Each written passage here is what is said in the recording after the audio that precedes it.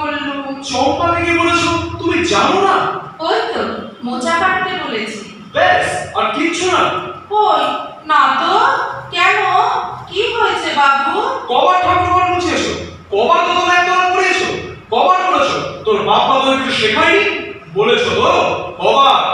সে আবার এক্ষুনি রাস্তায় চম্পার সাথে দেখা হলো। রাজ্যের লোকের সামনে আমায় বললো, দাদা তোমাদের পুরুষ মানুষগুলো এত লক্ষ্মী আর মেয়ে মানুষগুলো এত চাবুক টানাইবে কেন? কি আশ্চর্য, এত বড় কথা বলেছে? ছি ছি ছি ছি ছি, লজ্জায় আমার মাথা কাটা যাচ্ছে। আরো বলেছে তোমার মা আর মাসিকে বলে